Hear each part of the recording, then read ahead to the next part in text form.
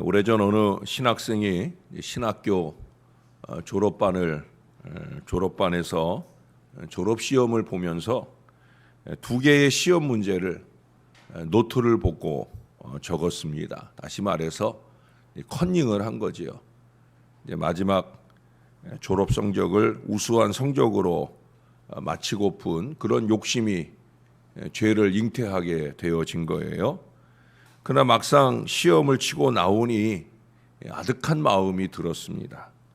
시험을 칠 때는 그저 그 욕심의 마음 때문에 그렇게 죄를 저질렀는데, 그런데 내가 이 죄를 품고 이제 졸업을 해서 목회를 하겠다라는 생각을 해보니 참 캄캄한 마음이 드는 거예요. 그래서 그 죄책감을 해결하려는 걱정이 앞서게 되어집니다. 결국 견디다 못해 교수님을 찾아가서 자기의 죄를 고백을 했습니다. 그러나 그것으로 그 마음이 해결된 것이 아니라 여전히 무거운 마음이었어요.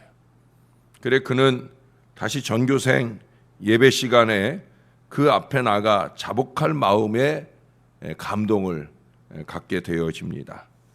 그것은 전국적으로 앞으로 목회 전선에서 매장을 당할 수도 있는 일이에요. 아무개가 학교 졸업시험에, 그것도 신학교 졸업시험 때 컨닝을 했다더라.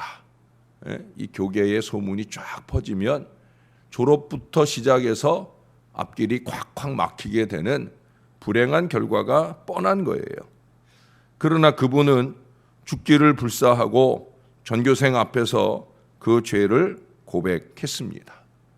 그러고 나니 창피해서 기숙사에 돌아가 숨어 있었습니다. 그런데 누군가 기숙사 문을 두드려서 문을 열어주었더니 전라도에서 그 시기에는 전도사님들이 담임을 하던 그런 때였는데 목사가 많지 않다 보니까 큰 교회를 담임하고 있는 전도사님, 나이 지긋한 전도사님 한 분이 들어오셔서는 이렇게 말씀을 하시더랍니다. 김 전도사님이 전교생 앞에서 자기의 죄를 자복할 때 얼마나 부러웠는지 모릅니다. 내가 교회를 담임하고 있는 동안 남에게 말하지 못한 죄를 범한 채 목회 영성에 얼마나 많은 지장을 받아오고 있는지 모릅니다. 그러면서 자기의 그 죄를 이 어린 신학생 앞에서 다 고백을 하더라는 거예요. 그런데 그러한 회개의 영성은 그뿐만 아니라 그 이후에도 꽤 많은 신학생을 감동해서 때로는 공개적으로, 때로는 개인적으로 그렇게 회개하면서 불일 듯 번지게 되었다고 합니다. 그리고 하나님은 그 신학생을 매장하시기는커녕 오히려 교회에서 더 크게 쓰셨다라고 하는 얘기를 제가 읽어보았습니다. 왜 그렇습니까? 누구보다 보혈의 능력을 힘있게 드러낸 것이죠. 예수 믿는 저와 여러분은 구약시대의 사람들보다 더 강력한 회개의 영으로 살아야 되는 거예요. 왜? 우리에게는 예수 그리스도의 보혈이 있잖아요. 그리스도의 보혈에 공로가 없던 구약의 인생들도 회개를 했는데 하물며 보혈의 능력으로 죄 씻음을 받으며 보혈의 능력으로 구원을 받을 줄로 믿고 사는 저와 여러분이라고 하면 더더욱더 이 회개에 대한 주저가 있어서는 안 된다라고 하는 거예요.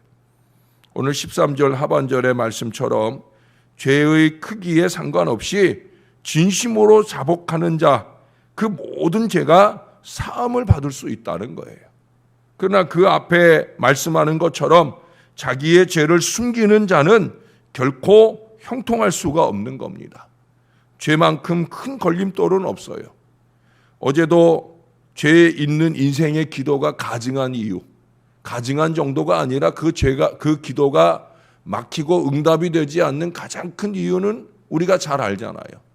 바로 죄라고 하는 걸림돌이 우리의 기도가 하나님께 올라가는 것을 막고 하나님의 긍휼이 풍성한 응답이 우리에게 내려오는 것을 막게 된다. 죄짓고 되는 일이 없다라고 하는 거예요. 오늘 본문에도 갖가지 죄를 간직한 채 어그러진 삶에 대해서 계속해서 말하고 있어요. 14절 하반절에도 보면 마음을 완악하게 하는 자는 재앙에 빠지리라. 제가 악의와 악독을 벗어 던져야 된다. 예수 믿는 사람은 선의로 살아야 된다라는 말씀을 제가 누차 자주 늘 강조하는 이유가 거기에 있어요. 마음을 완악하게, 악독한 마음으로는 절대 신앙 미래를 건강하게 열어갈 수 없는 거예요.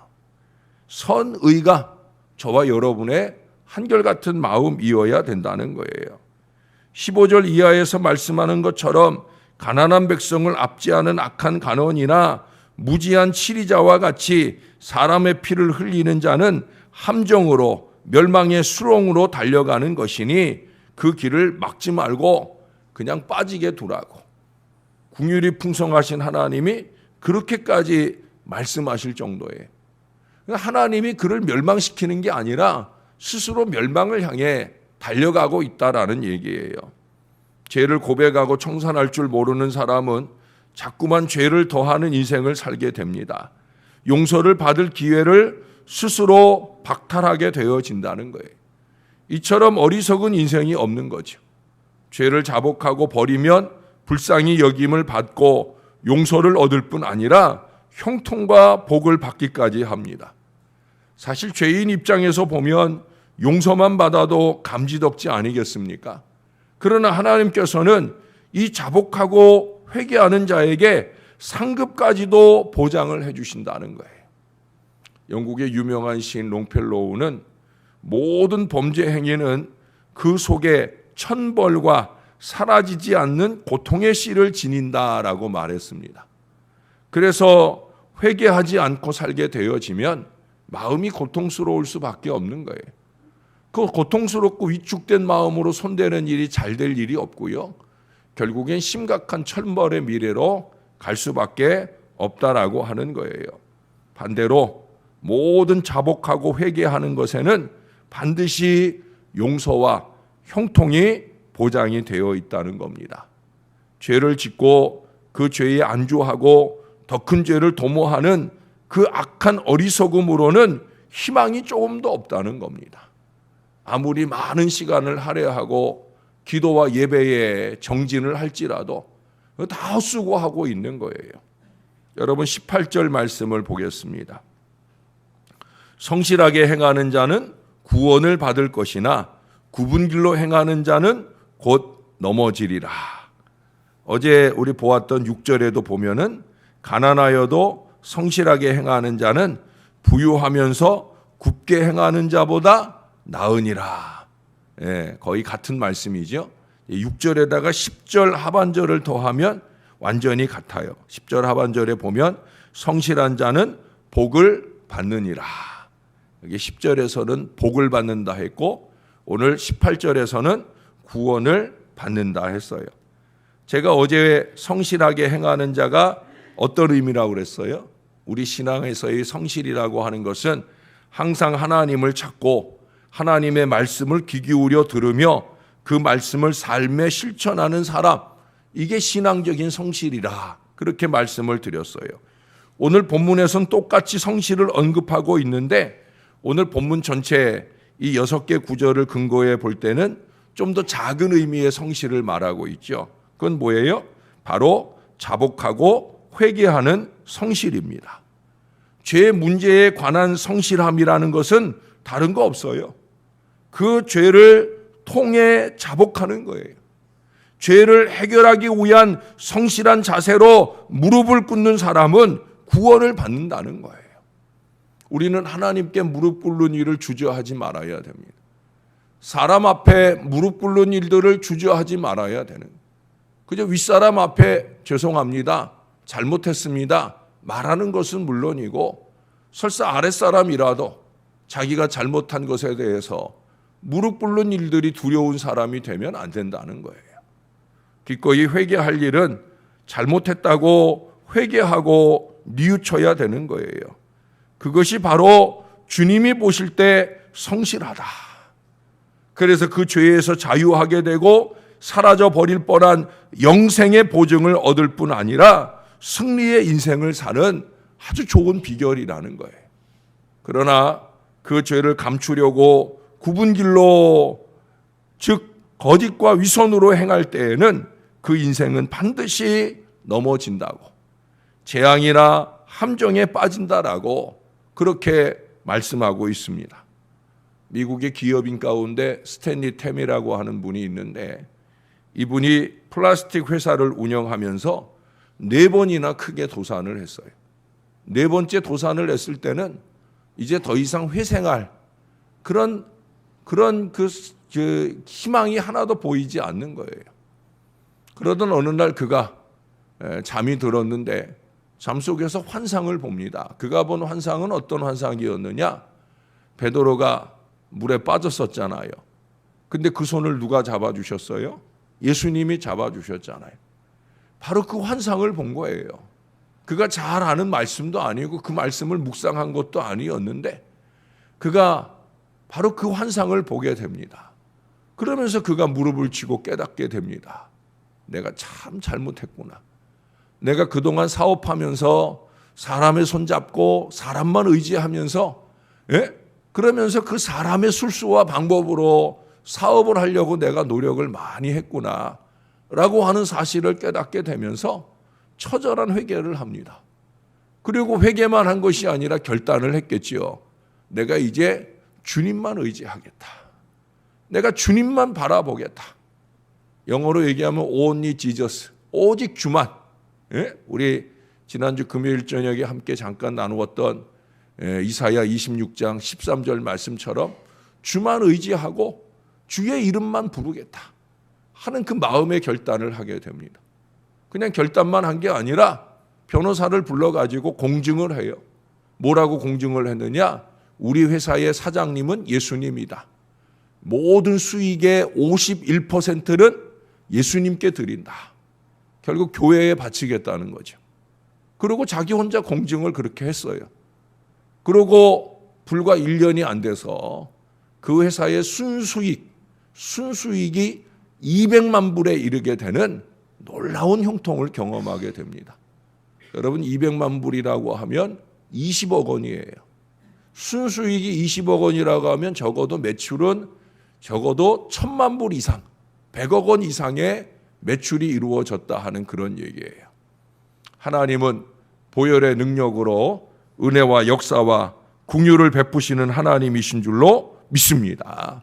그가 결단한 마음으로 하나님께 매달리고 기도하고 예수님과 의논하고 사업을 행할 때 그는 그와 같은 형통의 역사를 경험하고 그 이후 사업 후배들이나 신앙의 후배들에게 이 일을 늘 간증하고 말하게 되었다라고 하는 거예요.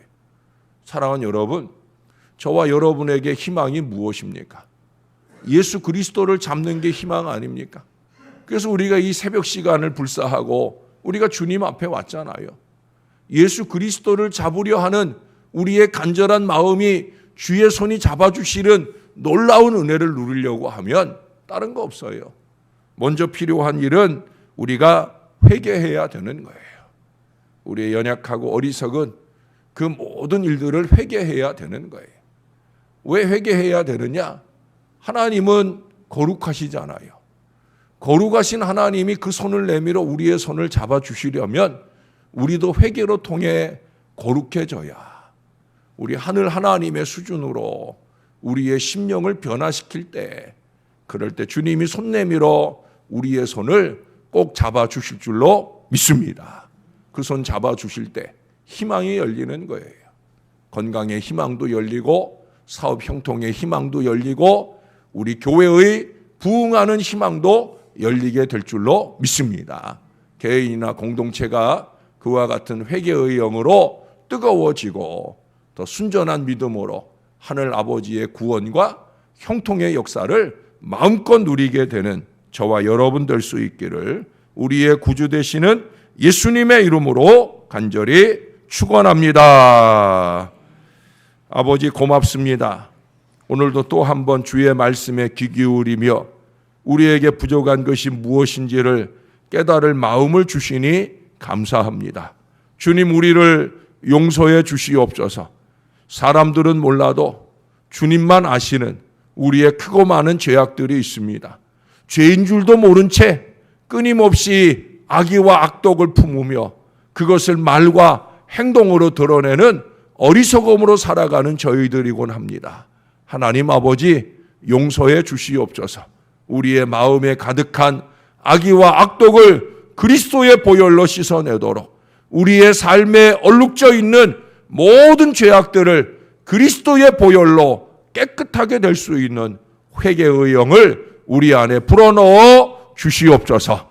사람에게는 감추고 살 수 있어도 하나님께는 그럴 수 없는 것 깨닫게 도와주시고, 감찰하시는 하나님 앞에 자복하고 회개하며 청산된 순전한 믿음으로 사는 저와 이 모든 자녀들 되게 하여 주옵소서. 주님이 붙들어 주실 줄 믿습니다. 물속에 빠진 베드로를 붙잡아 주신 것처럼 우리 붙잡아 주셔서 개인과 공동체가 하늘아버지의 위로와 복으로 넘치게 되는 역사를 누리게 될 줄로 믿습니다. 우리 손 꼭 잡아 주시고 주님의 위로로 힘을 얻게 도와주시고, 이 백성들이 믿음의 기도로 매달리고 소원하는 모든 기도마다 응답되게 도와주옵소서. 주초에도 우리의 사랑하는 자녀가 아주 중요한 시험에서 합격의 영광을 올려 주님 앞에 영광을 올려드렸나이다.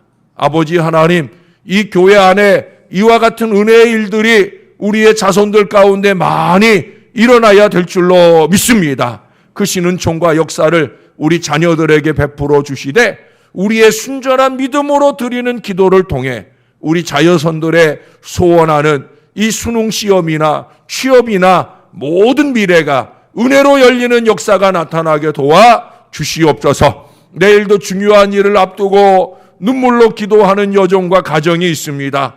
억울함을 만나지 않도록 하나님 꼭 도와주시고, 눈동자같이 살피시는 주의 은혜가, 풍성한 은혜가 임하게 도와주옵소서. 두 다리 쭉 뻗고 평안히 살 수 있는 놀라운 은혜가 임하도록 우리 주님이 함께하여 주옵소서. 동일한 은총과 응답과 풍성한 역사가 이 새벽 용사 믿음의 기도로 매달리는 하나님의 자녀들 위해 넘치게 더하여 주옵소서. 감사를 드립니다. 예수님 이름으로 기도합니다. 아멘.